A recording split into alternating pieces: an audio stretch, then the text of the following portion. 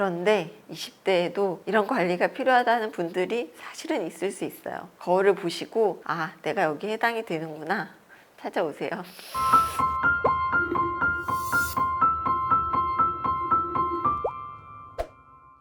안녕하세요. 성형외과 전문의 이미나입니다. 요즘 성형 트렌드는 두말할 필요도 없이 자연스럽게 티 안 나게죠. 이건 그냥 내가 안 했다, 뭐 그냥 그렇게 꼭 얘기하고 싶어서 뿐은 아닌 것 같고요. 내가 거울을 봤을 때 편하고 예뻐 보이는 것도 있지만 상대방이 나를 봤을 때 편안하게 그렇게 예쁘다고 느끼게 되기 때문인 것도 같아요. 그래서 오늘은 우리 모두의 로망인 티 안 나고 자연스럽게 어려지고 예뻐지는 시술 3가지를 준비해 보았습니다.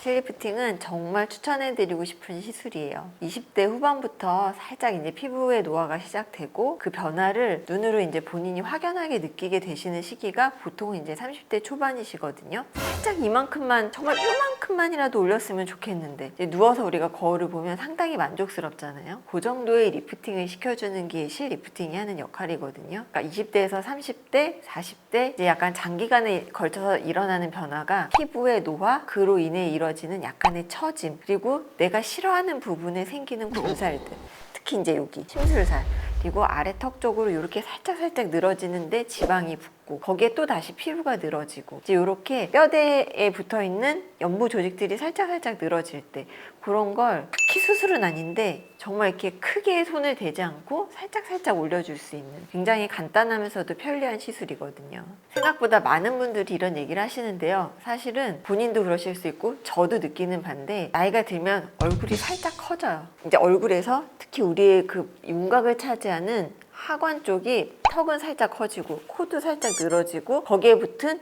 연부 조직들도 약간 팽배하고 늘어지고 이게 이제 나이가 들면서 일어나는 변화거든요. 얼굴을 사실 쪼물쪼물 움직여서 살짝 요만큼씩 변하고 싶은 거잖아요. 실의 종류에 따라서 여기 있는 살을 이렇게 밀어 올리는 실도 있고 여기 있는 살을 이렇게 모아주는 실도 있고 부분 살짝 올려주는 실도 있고 실을 넣어서 그 실이 약간 지나면서 이제 콜라겐을 생성한다든지 좀 자가 조직을 자극해서 나중에 이제 효과가 보도록 하는 실도 있고 종류가 굉장히 다양하게 있어서 그런 면에서도 실리프팅은 굉장히 좋은 방법이라고 생각합니다.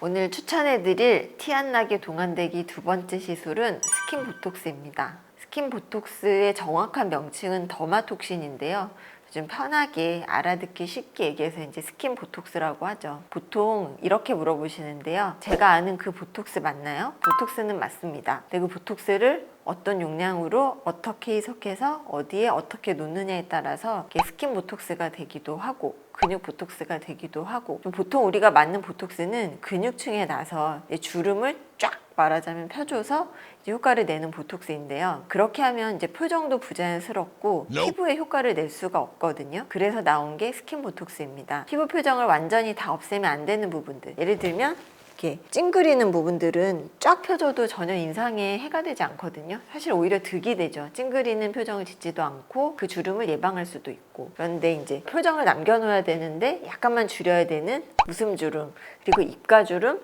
이런 팔자주름들에 대해서 30%? 많게는 40%? 그 정도 줄여주는 게 이제 스킨 보톡스 1번이라고 할 수가 있겠고요. 그리고 2번은 피부 진피층에다가 살짝 놔주면 진피층을 자극을 하게 되거든요. 전체적으로 잔주름을 살짝 펴줘서 굉장히 자연스럽게 피부 주름을 해결하면서 그 자극 자체만으로도 피부 자체가 재생이 돼서 이제 보여지는 면이 약간 투명하고 활력 있게 그렇게 변하는 장점이 있고요. 리프팅, 레이저나 실리프팅까지는 아니더라도 미세한 피부 당김에 의한 리프팅 효과까지 바라볼 수 있는 게 스킨 보톡스의 효과입니다. 스킨 보톡스의 단 하나의 단점이라면 좀 아픕니다. 하시는 분들이 꾸준히 하세요. 하시는데 할 때마다 내가 이걸 또 왜 하러 왔지? 내가 이 아픈 걸 왜 하러 왔지?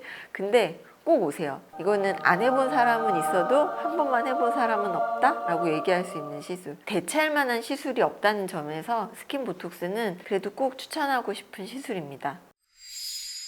오늘 제가 3번째로 말씀드릴 시술은 슈링크입니다. 슈링크는 제가 영상에서도 많이 언급했었고 사실 제 주변 사람들한테도 굉장히 많이 권하는 시술인데요. 정말 관리 차원에서 매번 꾸준히 장기적으로 관리를 해주시면 결국에는 티가 나는 시술이 슈링크거든요. 가장 입문용으로도 병원 문턱을 넘기에도 편한 시술이 슈링크라서 먼저 슈링크를 한번 시작해 보시는 것도 권해드립니다. 슈링크는 얼마마다 해야 될까요? 디자인에 따라서 횟수도 사실 좀 정해지는데 대략은 일단 기본 3개월이라고 생각을 하시고요. 또 얕게 들어가고 피부 리프팅에 좀 집중할 때는 한 달, 요즘 깊이 스마스층까지 이제 리프팅을 할 때는 3개월, 그리고 그 디자인에 따라서 약간 더 조절이 있다, 이렇게 생각하시면 될 것 같습니다. 슈링크도 어떻게 디자인하냐, 누가 쏘냐에 따라 다르다는 사실 유념해 주세요.